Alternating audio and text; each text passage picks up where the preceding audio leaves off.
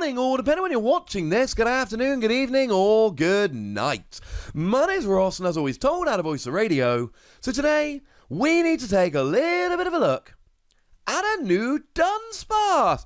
Now, Dunsparce is a weird one, right? We often get really quite nice Dunsparce cards, and the one that is just about to rotate out, the one that came around in Celestial Storm, great card, lets you search for free basic Pokemon, and we're talking basic Pokemon single energy, pop them on your bench, and then switch to your bench so you're not even in the firing line. It's a reprint of a really good old Dunsparce that saw a lot of play, although somewhat sadly, Jirachi kind of replaced the old Dunsparce, and that kind of happened again. Never mind. So, new Dunsparce then, what can we say? 60 HP is low. We don't have level ball around at the moment, so that's a little bit sad. And to be fair, even Professor Round's lecture is going to be rotating, and that is the really good bonus reason to have 60 HP Pokemon. No, we don't like it. Retreat cost of 1 does open up U-turn board, so I suppose there's an advantage. And the weakness to fighting, I mean, look, I keep telling you about stuff like Pikachu and Zekrom, which are going to make people play fighting stuff, but you got 60 HP. Buzzwole is a really trendy fighting tech, single energy 30 damage. People actually play Buzzwole because when your opponent's got 4 prizes remaining, you do 120. You don't even need to do that. Single energy 30 damage, boom, down goes Dunsparce. No! Good news is we do have that powerful colourless energy card now. The one that, if you attach it to a colourless Pokemon, means you do extra 20 damage. Literally strong energy, but for colourless Pokemon. But then again, you've got one attack and it does 20 damage. And we might as well start here, although we're going to be finishing this part of the video pretty quickly. Single colourless energy, 20 damage is not a good attack. It is about as rubbish and generic as you can get. Yes, okay, I suppose we could go, well, hang on a second, Wassy, you know. Could be 10 damage, but if we're actually looking going, hey, at least it's not 10 damage, I think our priorities might be not ideal. So why does Dunsparce get its own video? For the ability. The ability of Dunsparce, and our translation does come from the lovely Antoine Boulet. Stop me if you've heard that one before. But the ability of Dunsparce says that if Dunsparce is your active Pokemon and is KO'd by damage from an opponent's attack, you discard the top 2 cards of your opponent's deck. Oh. Yeah, that's actually really good, ladies and gentlemen. That's extra milling. And the thing is, this is very much in your opponent's control. Your opponent can just choose not to do this. Your opponent can choose not to get a KO, but is your opponent actually going to be doing particularly well if they are choosing not to take a KO? Maybe. But come on. Most of the time, if your opponent is deliberately not taking a KO, no. No. Now, at this stage, I'm having another look at Antoine's translation, and I have gone and checked with the lovely Joe over at Cerebi.net, and both of the lovely dudes do agree here. It's when this Pokemon is knocked out by damage from an opponent's attack, it doesn't actually say needs to be active. So I believe this would actually work if it's on the bench, which is really kind of cool.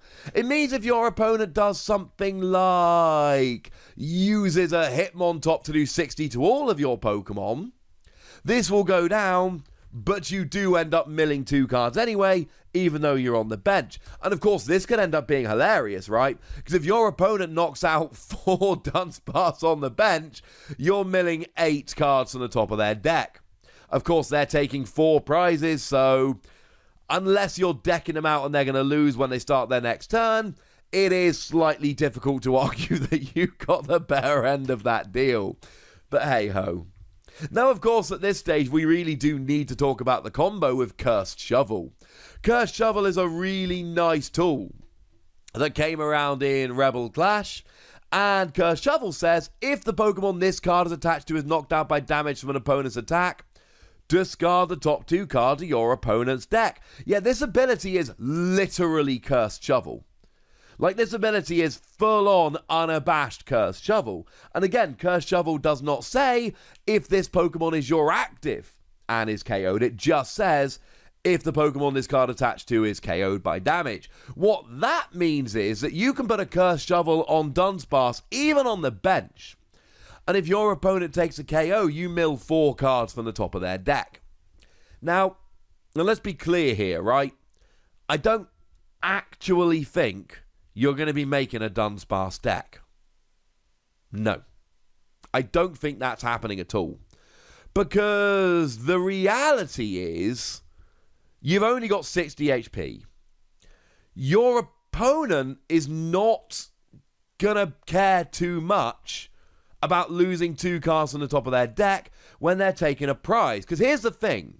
The investment is low. So your opponent can not play many cards, not draw many cards, set up fairly weak Pokemon, and just sit here picking off Dunsparce.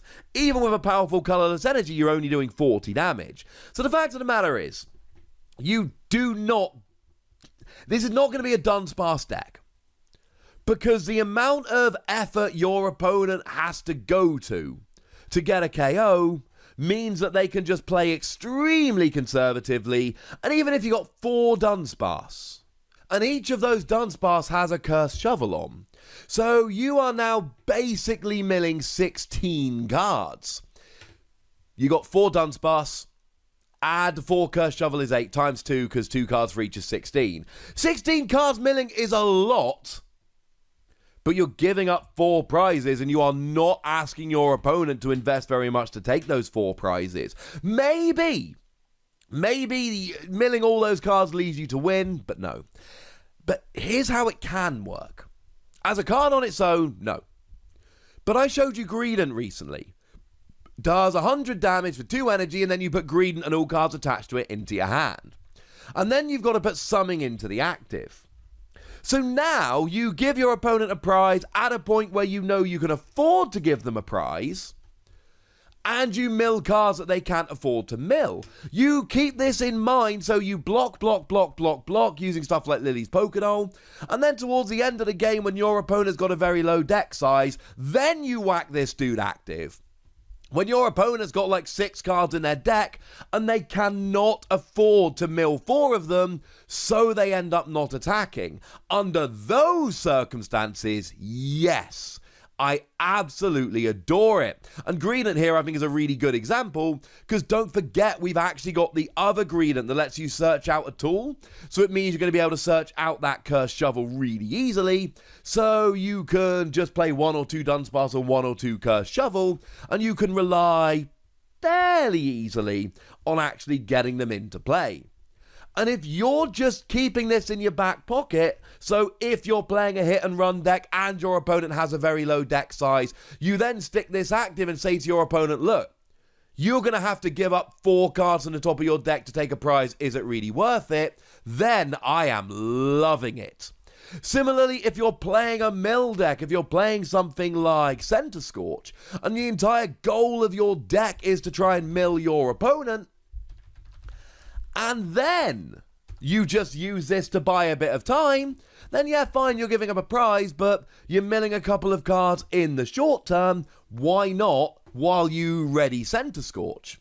And of course, if we are playing Cursed Shovel, let's remember we're probably also going to be playing Palisand here. And Palisand comes along with a really nice attack for 2 energy that discards 1 card from the top of your opponent's deck, or 3 if there are a Cursed Shovel attached.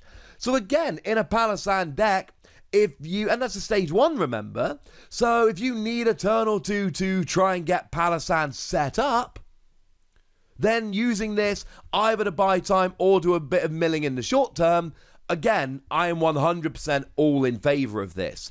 I think as a card in and of itself, it is not good enough. But I do believe that as an occasional tech in milling or hit and run decks, this could be really, really cool, so I'm going to go ahead and give it 3 Wassies. You are almost certainly giving up a prize, and giving up a prize for milling 2 cards and 4 with a Cursed Shovel might not be worth it.